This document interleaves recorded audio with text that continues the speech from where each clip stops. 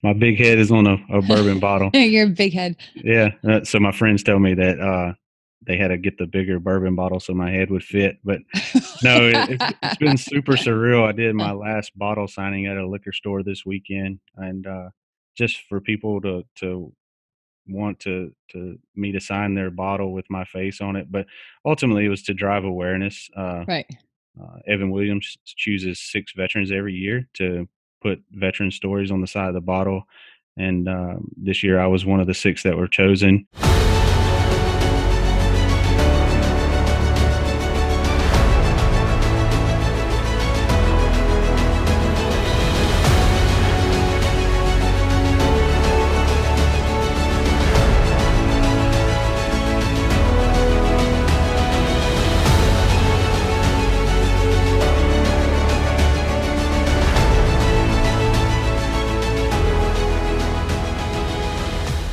Good morning. Welcome back to another episode of American Snippets. I am your co-host, Barb Allen. If you've been following us for 5 seconds, 5 minutes, or the whole 2 years that we have been going, you know for certain that there are some things particularly important to us and near and dear to our hearts.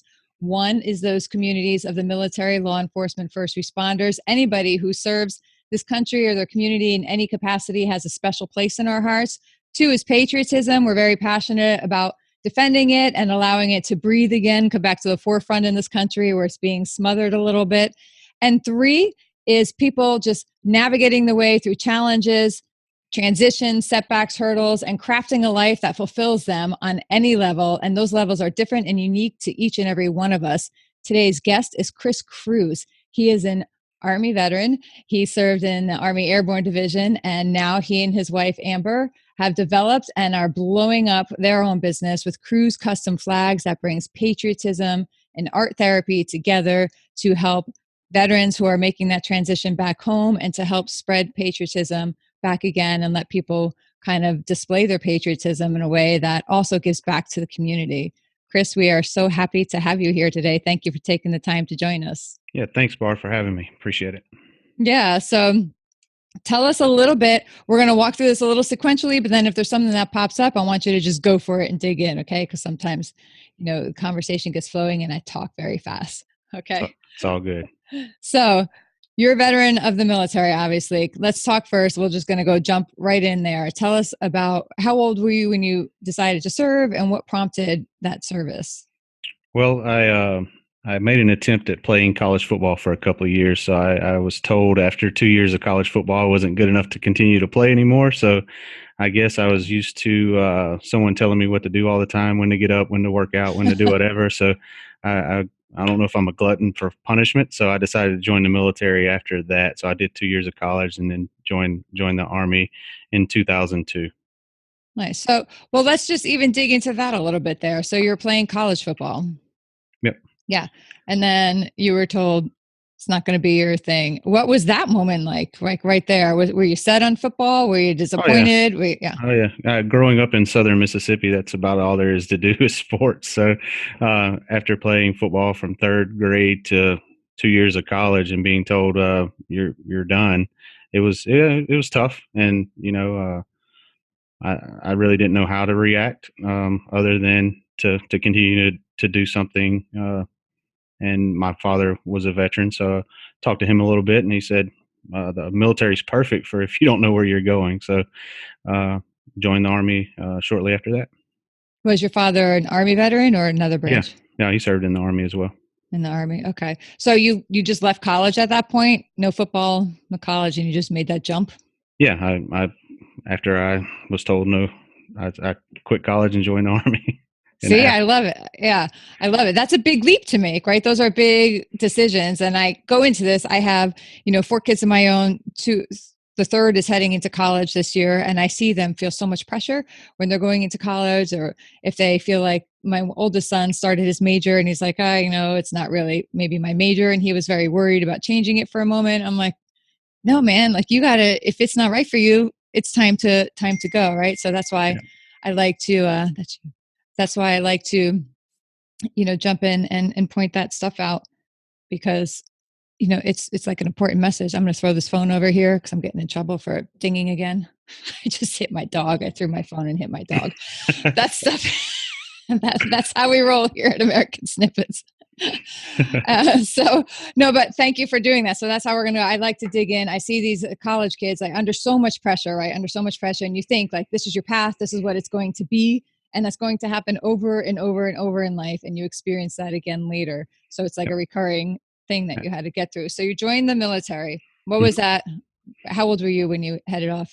So I was 22 at the time, so I was a little older than a lot of the You were like the old man there. yeah, yes. Yeah.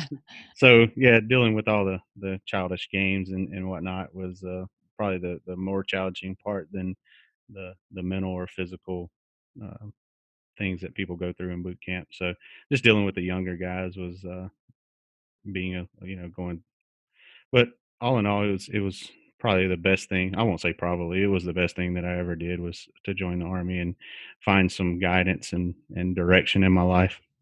Yeah, so you seem like a very kind of soft-spoken kind of guy, and I know when you're in the military, things kind of come at you super quickly. Did you maintain that like throughout the military, or is there like another side of you that just goes like, "Rawr"? There's another side. Yeah, it's kind of like football. Turn Yeah, it on when I'm on the field. So yeah, yeah. yeah. There's another side. I guess I'm getting old. Oh, that's okay. I think he still comes out, and you have to be able to tap into that side to do, to dig in and to make these leaps that you're making. Is there a moment in your service that, like, any one moment or one of many that kind of stands out to you that left a particular impact on you? Um, yeah, just probably the deployment to Iraq. Obviously, was the one that stood out. And the camaraderie that you feel when you're in combat, you don't get that anywhere else. And I think I think everyone should experience that because there is truly a brotherhood in the military, and you really see it when the crap hits the fan. So that was probably the the one time that I really saw a true brotherhood. In those moments in combat? Right, absolutely. Yeah.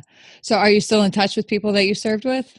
Oh yeah, yeah. It's really cool to see a lot of the guys that I serve with. They're all pretty much successful, which is really awesome. Several in law enforcement in Chicago and Texas, and all over the country. So yeah, we keep in touch quite often. Oh, that's great. That's great. Okay, so you come out of the military. Were you talk about your family life then? Were you married when you were in the military? Had you been No, dating your wife? no, I met my wife while I was in the military as I was getting ready to get out. So I met her on a trip to Kentucky with the military. So um, right after I got out, we moved to Louisville, and here we are. What kind of trip were you on with the military when you met her? Oh, it's a funny trip.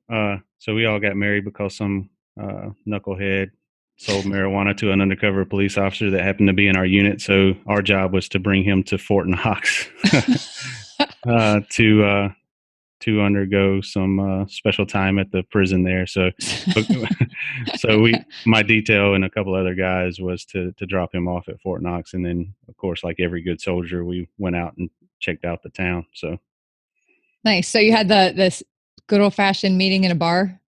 yep, yep, That's yeah, got that's lucky. great. Yeah, got lucky in Kentucky. There's a country song in there somewhere. That's your next thing to do. Oh no, no, I didn't get the musical talent for sure. Okay, so now you've met your wife. Her name's Amber, yes? Yes. Okay, so now you've met Amber and then you decide you're moving back to Kentucky. Yep. When you're out of the military, right? You leave the military, you come back to Kentucky. What is Correct. that like then when you just leave? What prompted you to leave the military at that point? Um, I wanted to live a different life with a family. I saw what some of the other married soldiers were going through. It was difficult during deployments, and being in the 82nd Airborne Division, they got deployed a lot. So I knew that I wanted to raise a family and have a barbecue grill in the backyard and be able to be home every time that I wanted to be. So that made the decision. I wanted to be home with my family when I did have one. So And there was a little bit of an ultimatum given too. That's not the first time I have heard that either. And I certainly understand what that's like, right? Hmm. I was struggling when my husband deployed as well. So, it's not something I think any wife or husband, I think, really enjoys look thinking about or going through. So can't blame anyone for that, right? Can't, everyone just wants their family where they want their family. Yeah, So, and huh? it was ultimately part of my kind of goal was to finish getting school paid for, um, see what it was like, check something else out. So when I joined, I didn't have a goal of staying. I just wanted to, serve my time, see what it was like, and it changed my life. So I feel like I fulfilled the contract, Yeah. uh, and it was the best thing I ever did. Excellent. Would you, if your kids grow up, and you have two kids now, right? Hmm. Yeah. If one of them grows up and says they're considering military service, what would your answer be, you think? Absolutely, yeah. I I would definitely vouch for it. Now, my wife, on the other hand, I don't know. We'd have to have a conversation, but uh, I, Yeah. it was the best thing I ever did, and obviously there are many routes to success, but I really think the military is. I think everyone should join the military at least 2 years in today's world.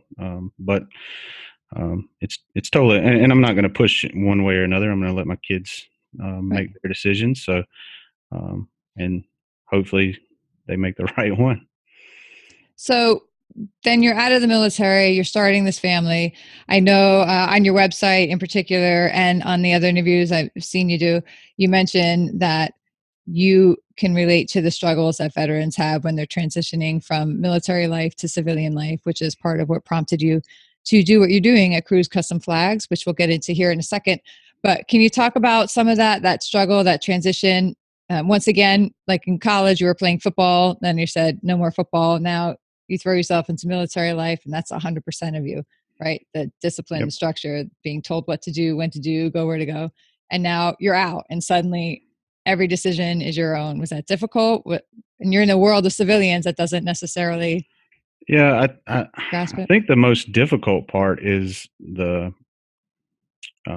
camaraderie that you miss with your other friends and soldiers when you live in the barracks. You're around the guys that you went to combat with, that you go out with, you have each other's back, and then when you get out, you don't have that anymore. So the camaraderie is probably the biggest thing that I missed, and then obviously the anxiety that comes, post deployment and all of that. The not being able to sit at a restaurant and not face the door, the not liking crowded places, not uh, being able to explain what you're feeling to others because they've never felt it before.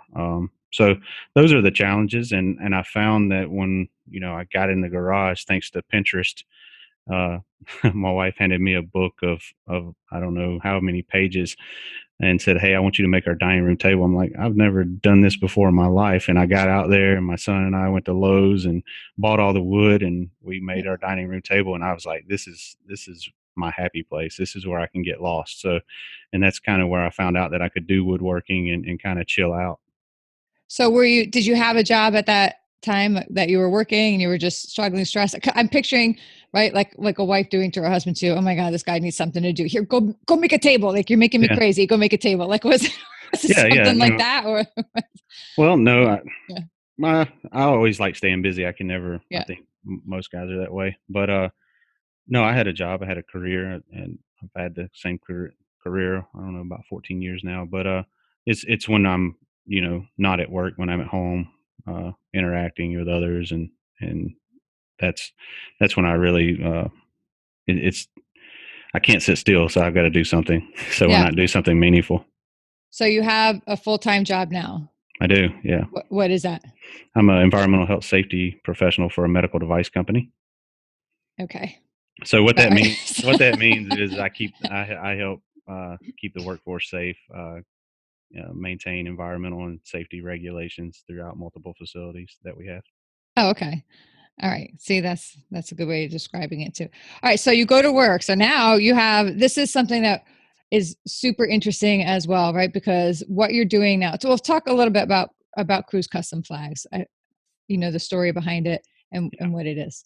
So what we do is we find uh, a new purpose for bourbon barrels and veterans. So the metaphor I always use is bourbon barrels once served a good purpose holding bourbon, and veterans once served a great purpose serving their country, and we help them both find their new purpose, making American flags from the bourbon barrels. So um, what we do is we hire veterans that are um, falling on hard times or having difficulty, and it gives them a sense of purpose in the shop making flags.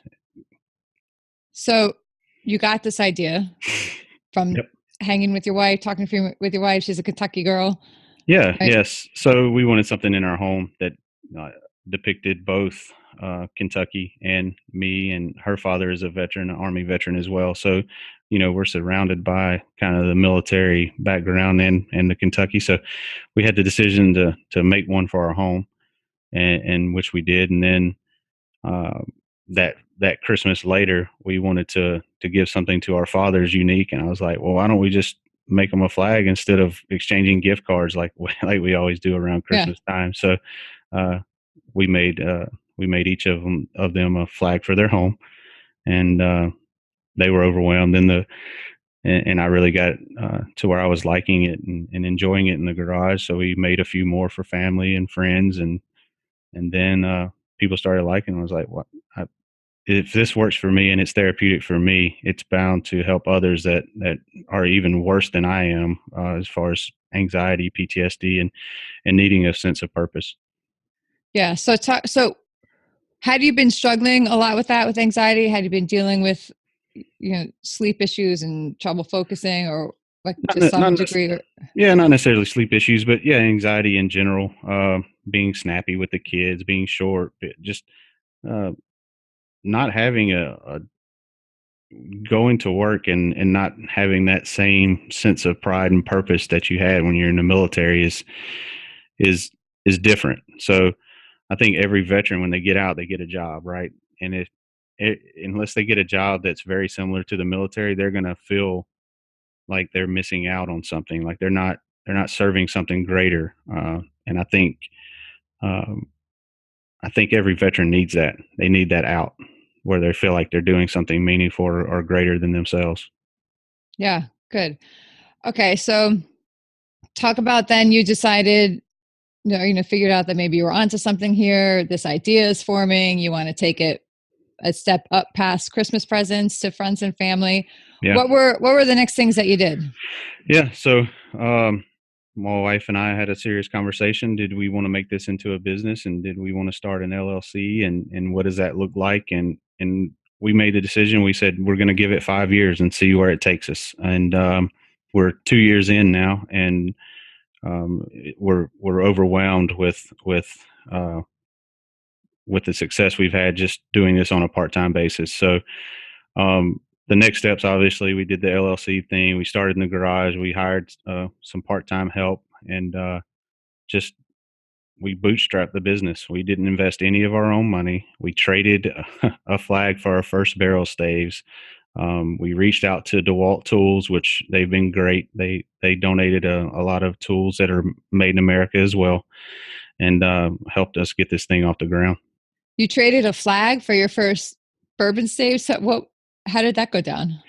Well, my wife and I said we're not going to take any of our own money. We're going to try to really see if we can do this without a huge investment, without anything. So I went down to the local cooperage and said, "Hey, here's what we're wanting to do. Would you be interested in having one of these? Here's what they look like, and I'll trade you for some barrel staves so we can continue to make flags and go from there." And we still use that same cooperage today. That's awesome. So now you're a business, you're up and running, you have a payroll, you have part-time employees, you have materials expenses, you have to buy those Yep. materials now, right? How do you make that all work? It's the biggest juggling match ever. Yeah.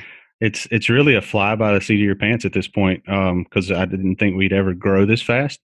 Um, but we're surrounded by family. It's a huge family affair, and we have great people on our team, and it's really a divide and conquer effort. So everyone plays a part. My mother-in-law She cuts the felt that goes on the back of the flag. My father-in-law makes the small flags in his free time because he has a job. My mother-in-law has a job. My wife does all the shipping and logistics, and we always say that she runs the cruise ship. She runs the household.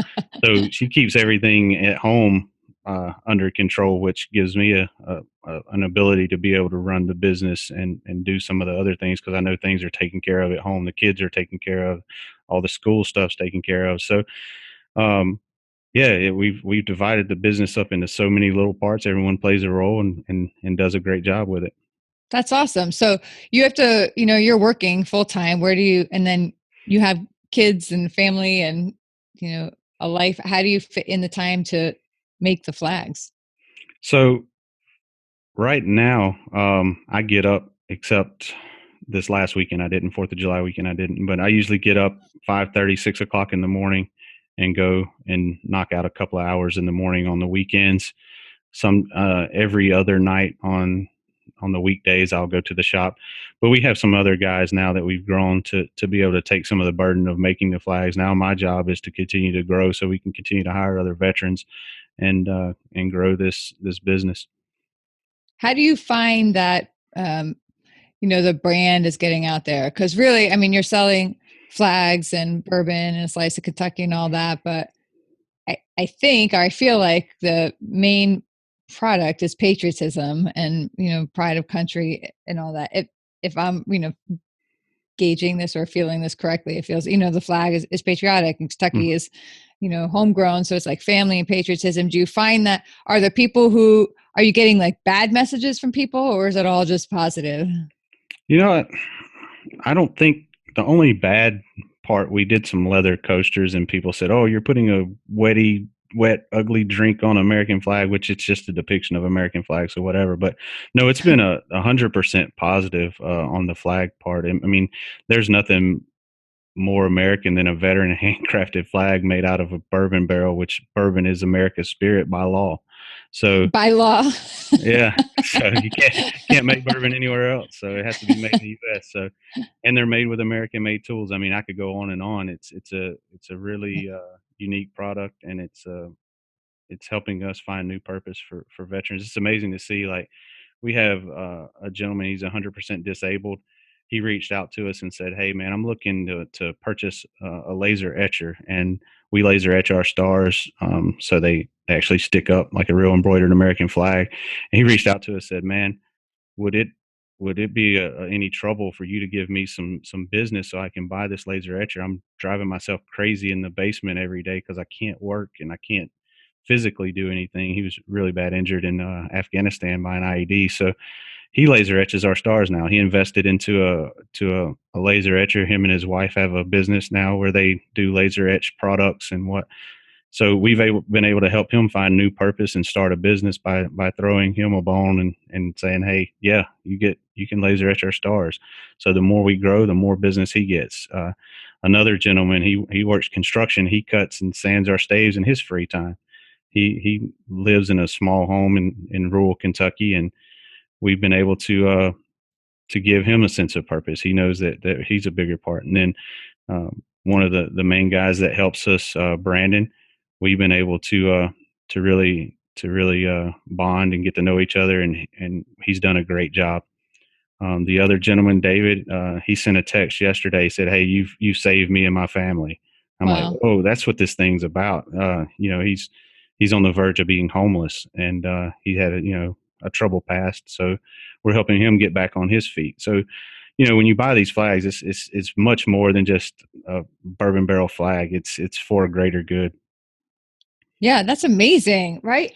What is that? I mean, when you started all this, did you ever think that you were going to be able to actually have an impact? Like that's a huge impact. You don't have to hit hundreds of thousands of people, right? You don't have to like necessarily build villages and all that. I mean, that's all wonderful, right? But the power of impacting even just a handful of lives to start, and you guys are just getting started and you've Yeah. already impacted all these lives. What is that? I mean, are you able to sit back? Does that kind of recharge you? Because I know what it's like to create your own business and build your brand and build your following, build your comfort. It's exhausting. Yeah. And And, it's exhausting and you have to believe in it, right? But it sounds like your family and your friends support it and understand it, which is a huge bonus. I'm going to tell you right now, when people Yeah. aren't looking at you like you're crazy, you're going to do Uh, what, yeah, we've had those. I Yeah. just keep on going and don't worry about those. But yeah, this the huge Yeah. support and to get messages like that, yeah, it's a huge shot in the arm when times are tough or you're exhausted, you're tired, you don't want to keep going. And I've told my wife many times after a long day or long week or month, I was like, there are a lot of people that sometimes I feel like they believe in this thing more than I do. Like they really, it's good to get that sense of reassurance every now and then. Reassurance. I'm sorry. So yeah, you know, th- this thing has been unbelievable. This ride. So um, I guess we can talk about some of the other things that have happened that are just for a part time thing for us is amazing. Yeah, it's great when you see people starting to take notice, and you get picked up on Fox News, and then now you're on a bourbon bottle. Yeah, my big head is on a bourbon bottle. You're a big head. Yeah, so my friends tell me that they had to get the bigger bourbon bottle so my head would fit. But no, it's been super surreal. I did my last bottle signing at a liquor store this weekend, and just for people to want to me to sign their bottle with my face on it. But ultimately, it was to drive awareness. Right. Evan Williams chooses 6 veterans every year to put veteran stories on the side of the bottle, and this year I was one of the 6 that were chosen. That's so And cool. yeah, it's really cool. And How did they find you? Do you know? Was it like a contest you entered? Did somebody yeah, nominate you? it was a nomination. Yeah, and 6 were chosen out of over 5,500 this year, Wow. nominations. So yeah, Huh. and I think I can't 100% say, but I think I'm the first person from Kentucky that was ever chosen, which is kind of odd since Evan Williams is in Kentucky. But um, They were just waiting for the right one. I guess so. Yeah. So yeah, that's been amazing. And Evan Williams, they're the largest American owned, family owned bourbon company in the U.S. So it's cool to be associated with a company that also believes in American pride as much as we do. Yeah, yeah. And maybe some bourbon barrels coming your way. Work Oh that yeah, in down. down we've Hey, gotten a Evan couple. Williams. Yeah. We've gotten a couple. do people that know you think it's hilarious that you're on a bourbon bottle? Yeah, yeah, they do, and I do as well. I think it's the craziest thing because I'm just a regular guy just Yeah. trying to help people. So I That's really appreciate Evan Williams, and there are 66,667 bottles with my head on them out there somewhere. So uh, That's so weird, isn't it? When yeah, stuff like that starts to happen. I'm I'm speaking at an event in Texas in the fall, and now my face is on a billboard in the Rio Grande in Texas on like 6 different billboards, right? My friends and family think that's just hilarious that yeah, I'm on this like drive through Texas and see a billboard, right? But and it's not about like the bourbon bottle or that, but it's right. It's isn't it just so good to know that people believe in you enough to like literally stamp their product with your image? It's more about like I believe in you so much that yeah, this is what I'm doing. I am aligning you with that. And I feel like that's when you know that, I mean, you already know, right? But it's reassurance that, man, sure, I'm really doing something powerful here and important, and it's beyond the product. I think you have to have something that's more than a product, right? You have to be selling right, a right, message, a cause, a belief, a practice or something like that that people can sure. incorporate into their lives. And that must feel great. I hope it does continue to feel great Oh that yeah, that's what you're doing. I'm gonna have to go find me a bottle of Evan Williams bourbon now and order one online, and just to say I have, I'll send it to you to sign. all right, sounds good. Yeah, no, it really does feel good to know that you're doing something great, and it is reassuring to have someone that large or even national news to know that hey, you are doing something, you are, and this is just the beginning, which is crazy. It is. You're gonna be like 5 years from now, you're gonna look back and be like, oh my gosh, that was just like baby steps along the way, right? And everything is so big Yeah, now, but where you're going is going to be great, and we're excited to see it. Can I ask you? Patriotism is kind of a hot issue these days, which is crazy to me. Yeah. Do you have, we don't have to get all political and all that, but in terms of just straight out patriotism, like, how do you feel it's represented today? What are your thoughts on it? Or do you feel like it's alive and well, or do you feel like it's under attack, or do you have any thoughts on it? Um, I think it's alive and well, to be honest. I think the media always portrays negativity. Most always, I won't say always, but most always, because that's what sells. So, um, I try not to get caught up in all that. Really, I try to really keep driving the positive message and the positive news of what we're doing. But um, I think if you'll look at, you can go out on the street today and know that patriotism is alive and well. I think it's just a small percentage of people, and they get sensationalized by the media and by others. So um, I think all in all, though, that it it's alive and well. I'm not do some of the things I see. Yeah, does that aggravate me? Does that make me frustrated? Yeah, but ultimately, what can I do about it? I can keep driving what we're doing and keep moving our product forward and keep telling our story. I love it. I love it. That is exactly how we feel here, and obviously, it's why we're doing what we do and why we seek out people like you to help spread that as well. Do you have something that maybe you would like people who have not served to know about people who have served when they're coming out of the military, struggles they may go through, tips for them? Say, all right, let's start here. Say, like, some sort of advice for someone who has a spouse who is coming back out of service, and how to incorporate that new, that new person, almost, because you're kind of a different person in some ways, when you come home. There's just things to make that transition easier, or to be on the lookout for or understand. Yeah, I think for me, I can't speak for everyone, Sure. obviously, but for me, I think having that happy place, whatever that may be, for me, it was woodworking and getting away, um, just allowing that kind of free time and free space, and then find a way to get some camaraderie with other veterans that are in the area. Because no one's going to understand a veteran better than another veteran. So I think allowing, in short, just allowing free time and for that person to find their happy place, whatever that may be, and then um, for that veteran to get connected with other veterans as soon as possible. Excellent. So I see that you did an event with Norton's Cancer Institute. Do you Yeah, want to tell us a little bit about that and why it was so important to you? yeah. So it was really interesting. We talked to the art therapy teacher and told them our story, and they told us, say, hey, we have an art therapy class for people that are battling cancer.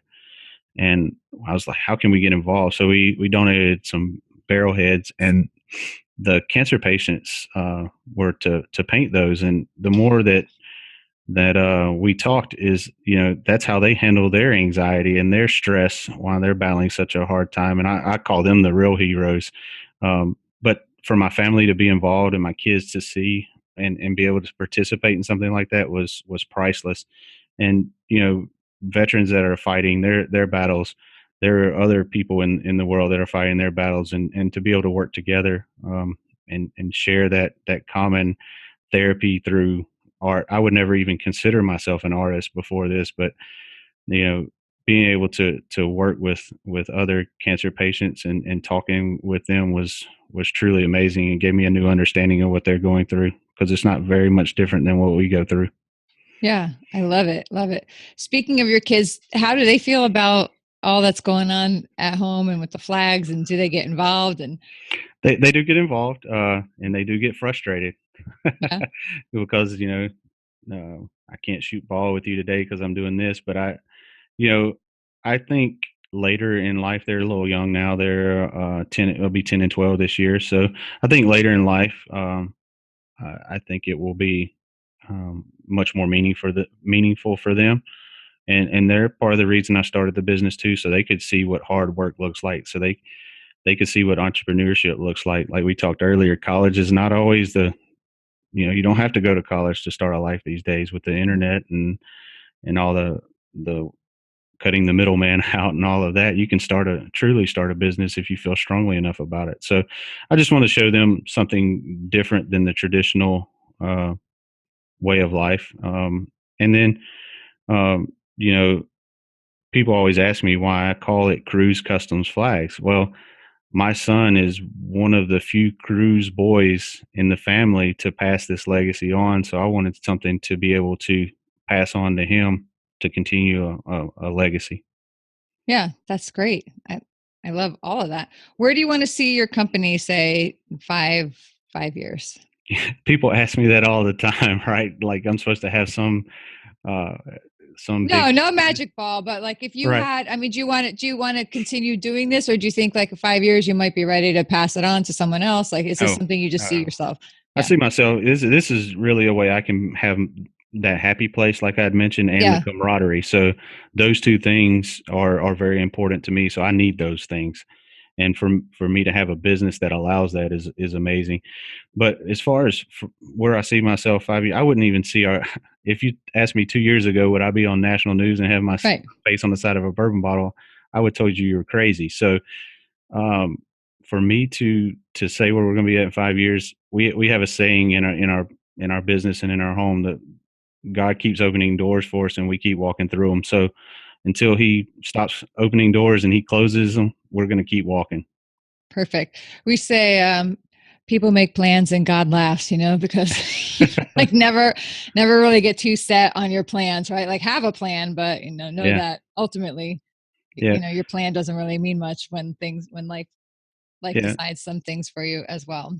But in reality, Yeah. and I guess tactically, I see us having a couple of full time guys running the show while I can still do my day job, and us hiring as many veterans as possible. We just moved out of our garage 2.5 months ago, so that was Nice. huge for us. So, um, yeah, I mean, I see us having several veterans running the show. Can you see yourself like ever doing that full time instead of the job you have now? You, you know, we did our interview with Grunt Style, and John Fannin asked me the same question. And I don't think so. Um, I think I worked hard for my career, and this is a way to give back. A lot of people give back financially. A lot of people give back in many other ways, and I feel like this is a way our family can give back to the veteran community.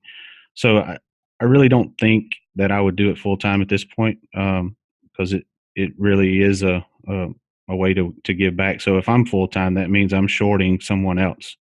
So if I'm able to hire another veteran or two and me continue to run the show part time, then that's what I want to do. Nice. Who's your typical client? You're I don't know yeah. yet. Yeah. Okay. No, it's all over the place. The crazy thing is you never know who's gonna buy these things. Typically, it is the patriotic person. It is the veteran. We put years of service on the flags. We customize them, and I do want to talk about a one that we just finished for a guy, and it really touched home. It was after I guess they saw us on the Fox thing or Instagram or somewhere, but he asked us to make a flag for where his father is going to sit in his wedding. He passed away 2 years ago.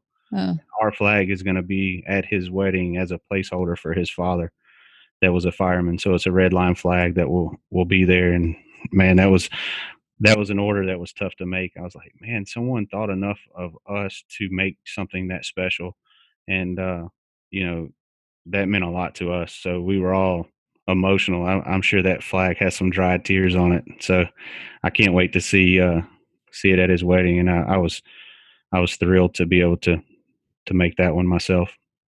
that is actually an honor, right? That gives you chills when you think about it. Those are the Yeah, things that are really meaningful and that will stay with you. yeah, Okay, so we like to ask people here because the American dream is so important to us. It's a large part of why we're doing what we're doing. We think that too is alive and well. And although it looks different for everybody, everyone has their own idea of what that is. But it's important that people know that it's available to be achieved and pursued. You just gotta work for it. So if I ask you what the American dream means to you, what would that be? I feel like I'm living the American dream. I have a healthy family. I have um, a business where I'm able to help veterans. Ultimately, the American dream is what you make of it. Um, I think being able to give back and help others is huge. If you can do that and have a great family life and be able to do something greater, that's the American dream for me. And I think anybody can do it. I think we talked before. Um, I was talking to John as well. Anybody can do something great. You just got to give a shit a little bit. Love it. Love it. And if people want to find out more about you, follow your work, pick up one of your products, tell us where they can find you, do all that. Yep. So you can find us on Facebook and Instagram, obviously, but our website is www.cruisecustomsflags, customs being plural. So www.cruisecustomsflags.com. And shoot us a message if you want something customized. That's what we focus on, because we want it to be a special work of art, and that's what gives us pride, is we know it's going to somebody that cares about America, that it's going as a gift for someone that may have served or is planning to serve. So uh, each and every flag has blood, sweat, and tears all over it. So Great. Thank you so much for everything you're doing and for taking the time to be with us today. yep, thanks. Appreciate the time. Thank you both.